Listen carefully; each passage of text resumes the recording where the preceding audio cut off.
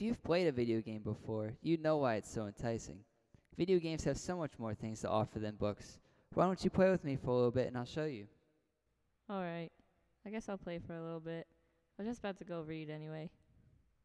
Alright, just take a seat and take a journey into the world of the game. Whoa, where are we right now? We are in the video game right now. Feels pretty real, doesn't it? It feels like a whole other world.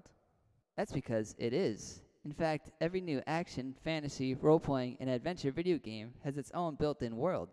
And the first thing that every gamer has to do is adapt to the world's new laws of physics.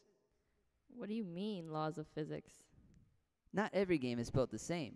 Your character in this game moves and jumps differently and can do a different set of actions than a character in a different game. The player adapts to these new sets of rules to learn about their new identity within the game. So it's almost like you're receiving a whole new identity while playing the game, and the person in control needs to learn how to adapt to it. Exactly. It's almost like getting to know a character of a book, but you get to interact with him firsthand and find out how he fits into the virtual world around him. Now, let's go play the game. Hey, wait up.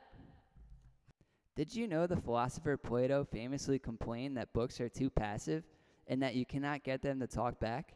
But in video games, nothing happens within the storyline until the player makes the decisions. So the player controls the character and develops the storyline through the character's actions. Is that what we're doing right now? Right. One of the most enticing things about video games is the amount of agency that the game gives the player. The game gives the player a new set of physics, a set of rules to follow, and a structured storyline for them to follow, but it's up to the player how they want to complete the story.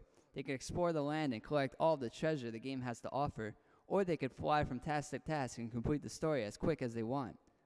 And looks like we just reached our next checkpoint. Whoa. What happens if you get stuck within the game? Usually, in a good video game, they give verbal information right when the player thinks there's nowhere else to go. Look, that lady looks like she needs help. Maybe it's the next quest of the game. Can you help us? The bridge has been broken for a week now. We haven't been able to trade with the other village, and we're starting to run out of food. Can you collect the supplies from the forest and build us a new bridge? We will reward you with gold for your troubles. Quest accepted. Let's go. There's a big debate for those who study video games. There's the ludologists who study video games for their sole functioning purpose without having any emotional attachment to the story of the game. And then there are the narratologists who see the video games as an evolved form of film or narrative. They see the video game for the sake of the story. But we're going on a quest to save a village of people. That seems like it's part of a story to me. The ironic thing is, most people who are on the side of ludology are actually trained in narratology.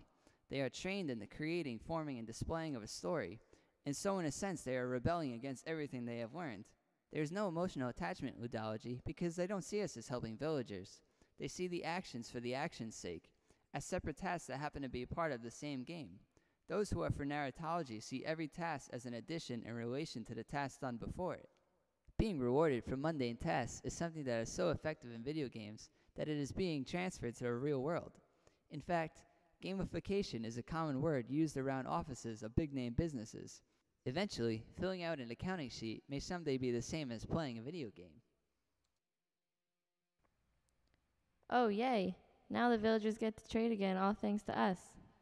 See, your emotional attachment and feeling of accomplishment in this game is one thing that those who are on the outside of the video game world don't see. They see people playing video games for hours at a time as a waste, when in fact it is engaging the player in ways that no other thing can do. It puts them in control of the situation, lets them cater to the needs of others, and feel important. And it's fun. Everything is a reward. Can we keep playing? Yes, we can. You have finally entered the world of video games.